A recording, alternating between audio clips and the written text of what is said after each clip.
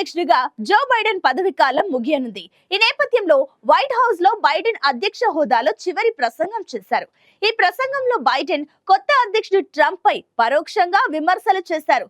సంపన్నుల చేతుల్లోకి అమెరికా వెళ్లిపోవడం ఆందోళన కలిగిస్తోందని, కొందరు ధనవంతులు దేశాన్ని శాసించే పరిస్థితి రావడం మంచిది కాదన్నారు. మరోవైపు ట్రంప్ పై ఉన్న కేసులపైన బైడెన్ ప్రస్తావించారు.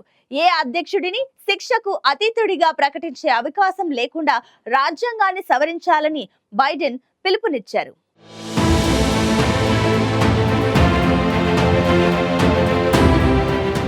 అమెరికా అధ్యక్షుడు జో బైడెన్ పదవీకాలం ముగియనుంది. ఈ నెల 20న దేశ అధ్యక్ష పగ్గాలు బైడెన్ ట్రంప్నకు అప్పగించనున్నారు. ఈ నేపథ్యంలో అధ్యక్ష హోదాలో బైడెన్ తన వేడుకలు ప్రసంగం చేశారు. ఈ సమావేశానికి ఆయన భార్య జిల్ బైడెన్, కుమారుడు హంటర్ బైడెన్, ఉపాధ్యక్షురాలు కమలా హారిస్, పలువురు ఉన్నతాధికారులు హాజరయ్యారు. దేశ ప్రజలను ఉద్దేశించి ఈ సందర్భంగా ఓవల్ ఆఫీస్ నుంచి జో బైడెన్ ప్రసంగించారు.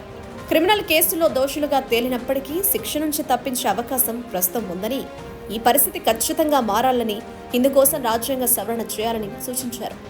అమెరికాలో సంపన్నుల ఆధిపత్యం నానాటికి పెరిగిపోతుందని, ఇది నిజంగా ప్రమాదకరమైన పరిణామమని జో బైడెన్ ఆందోళన వ్యక్తం చేశారు. కొందరు ధనవంతులు దేశాన్ని శాసించే పరిస్థితి రావడం సరైనది కాదని అన్నారు. దేశ ప్రజాస్వామ్యం భద్రంగా ఉండాలంటే బడా బాబులు పెత్తనం సాగించే అవకాశం ఉండొద్దని చెప్పారు. ప్రస్తుతం ట్రంప్ కేబినెట్లో ఎలన్ మస్క్ కీలకంగా వ్యవహరిస్తున్నారు. ట్రంప్ గెలుపు కోసం తీవ్రంగా శ్రమించిన మస్క్ కోసం ట్రంప్ కొత్త డిపార్ట్మెంట్ను క్రియేట్ చేశారు. డిపార్ట్మెంట్ ఆఫ్ గవర్నమెంట్ ఎఫిషియన్సీ పేరుతో ఒక కొత్త శాఖను నెలకొల్పి దాని బాధ్యతలను మస్క్ అప్పగించారు. దీనిపైనే బైడెన్ పరోక్షంగా ప్రస్తావించినట్టు తెలుస్తోంది.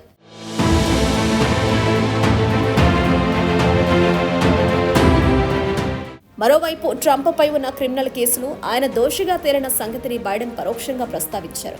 శిక్ష నుంచి తప్పించుకునే అవకాశం అధ్యక్షుడికి ఇవ్వొద్దని పేర్కొన్నారు. పదవి కాలంలో తీసుకున్న అధికారిక నిర్ణయాలకు దేశాధ్యక్షుని దోషిగా నిర్ధారించకూడదని సుప్రీంకోర్టు జులైలో ఉద్ఘాటించింది. 2020 అధ్యక్ష ఎన్నిక ఫలితాన్ని తారుమారు చేయడానికి ప్రయత్నించినట్లు ఆరోపణలు ఎదుర్కొంటున్న ట్రంప్నకు ఈ తీర్పు విముక్తి కలిగించింది. ఈ నెల 20న ఆయన మళ్లీ అధ్యక్షునిగా ప్రమాణం చేయనున్నారు.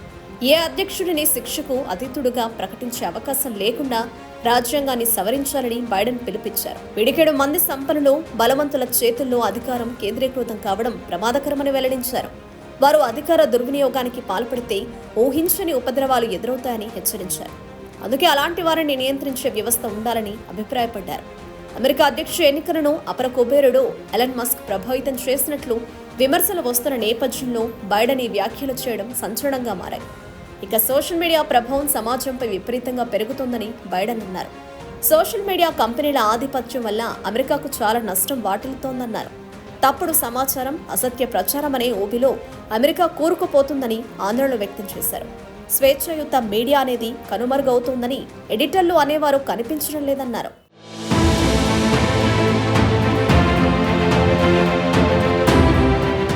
సోషల్ మీడియాలో ఫ్యాక్ట్ చెక్ అనేది లేకపోవడం బాధాకరమని వెల్లడించారు. అసత్యాల వెల్లువలో నిజం మాయమవ్వడం ఆవేదన కలిగిస్తోందన్నారు. కొందరు స్వార్థపరులు అధికారం, లాభార్జన కోసం సోషల్ మీడియాను విచ్చలవిడిగా ఉపయోగించుకుంటున్నారని బైడెన్ ఆరోపించారు. పిల్లలను, కుటుంబాలను కాపాడుకోవడానికి, అధికార దుర్వినియోగం నుంచి ప్రజాస్వామ్యాన్ని రక్షించుకోవడానికి సోషల్ మీడియాను జవాబుదారీగా మార్చాలని స్పష్టం చేశారు. తగిన నిబంధనలు, రక్షణలు అమల్లో లేకపోతే కృత్రిమ మేధ కోరలు మరింతగా విస్తరిస్తాయని, మానవ హక్కులకు, గోప్యతకు భంగం వాటిల్లుతుందని హెచ్చరించారు. తమ 4 ఏళ్ల పాలనలో సాధించిన ఘనతను ఆయన ప్రత్యేకంగా ప్రస్తావించారు. తాము విత్తనాలను నాటామని, వాటి ఫలితాలు తర్వాత కనిపిస్తాయని జో బైడెన్ తేల్చి చెప్పారు. మరోవైపు అమెరికా మాజీ అధ్యక్షుడు ఐజెన్ హోవర్ 1961 వేడుకల ప్రసంగంలో దేశంలో సైనిక, పారిశ్రామిక అధికార కూటమి అవతరిస్తుందని హెచ్చరించారని, ఇప్పుడు సాంకేతిక, పారిశ్రామిక దిగ్గజాల కూటమి దేశాన్ని శాసించే ప్రమాదం ఏర్పడుతోందని బైడెన్ ఉద్ఘాటించారు.